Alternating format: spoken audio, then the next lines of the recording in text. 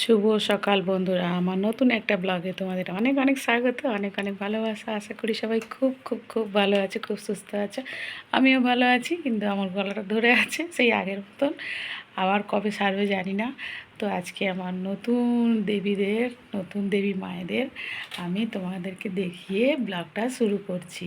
এখন অনেক বেলা হয়ে গেছে, পুজো টুজো সবই হয়ে গেছে, দাদাভাই চলে গেছে। আর আমি এখন রান্না করতে যাব, ভাবলাম ব্লগটা শুরু করে দিই।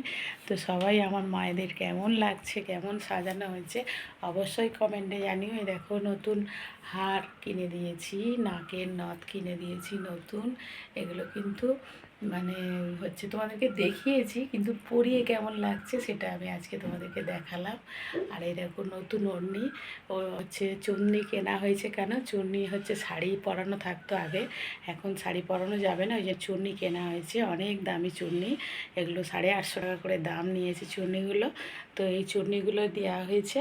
এই দেখো এটা আমার মার্বেলের মা মনসা মার্বেলের ঠাকুর, আমার মানে দিদি ভাই দিয়েছে, আমার শেষ দি ভাই দিয়েছে। আর বলেছিল, মানত করেছিল মাকে দেবে মার্বেলের মূর্তি, তো দিয়েছে। আর আমাদের তো তেমন ক্ষমতা নেই, তো আমরা মার্বেলের পারিনি। আমার মা লক্ষ্মী নারায়ণ ভগবানকে আমি ঢালাইয়ের করে নিয়েছি একেবারে। তো একই রকম সেট দেখো, দুটো নিয়েছিলাম, তোমাদেরকে দেখিয়েছিলাম পরিয়ে কেমন লাগছে আবার দেখাচ্ছি। এই যে দেখো আমার মাকে কত সুন্দর লাগছে, তোমরা একটু অবশ্যই কমেন্টে জানিও। তো এই যে আমার মাকে সাজিয়েছি। আর এই যে নারায়ণ ভগবান দেখো, সব সাজানো হয়ে গেছে, পুজো হয়ে গেছে, সব কিছু হয়ে গেছে। এখন বাড়িতে কেউ নেই, আমি যেই একা সেই একা। কিন্তু আমি একা নয়, তোমরা আমার সঙ্গে আছো, ওই জন্য আমার কোনো একা বলে মনে হয় না। তোমাদের সঙ্গে যে কথা বলি সব সময়, বক বক করি, তো আমার একা মনে হয় না। তবে একা আমি নেই, মা আছে। মা এখন থাকবে, আর পরশু দিনে মানে কালকে কালী পূজা আছে আমাদের এখানে, সেটাও তোমাদের সঙ্গে শেয়ার করব। মা আছে, মা কালকে পড়ে গিয়েছিল, মা ঘুমাচ্ছে এখন, একটু সকালে উঠেছিল স্নান টান করে। আর আমাকে শাক বেছে দিয়েছে।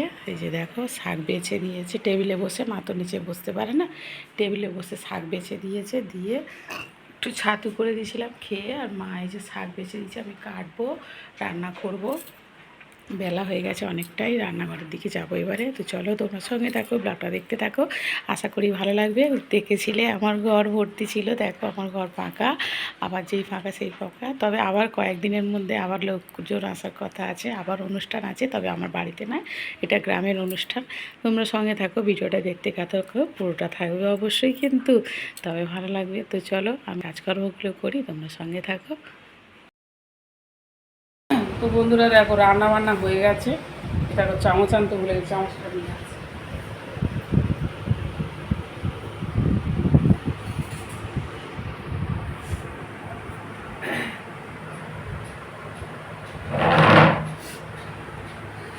আজকে মাছ ছিল 4 পিস ফ্রিজে, মাছের ঝাল। মাছের ঝাল বলতে একটু অনেক দিনকার মাছ, তো ওই জন্য একটু মাছ আলু দিয়ে পেঁয়াজ দিয়ে করেছি। আর শাক ভাজা করেছি, দেখতেই পাচ্ছ। আর এখানে ঢেঁড়স ভাতে আর পেঁয়াজ কেটে রেখেছি, আমি খাবো।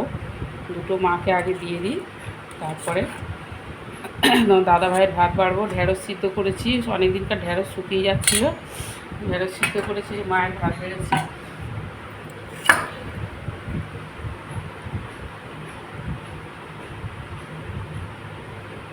তোমার সরে এসো, খাওয়া দাওয়াটা সেরে দিই বন্ধুরা। আমার এখনও খাবার হয়নি, আমার খাবার রোজ বানাবো, মানে খাবো। কদিন ভোর ভাত খাচ্ছি, আজ ভাত আর খাবো না, এখন ভাত খাওয়া বন্ধ। মার ভাতটা দিয়ে আসো।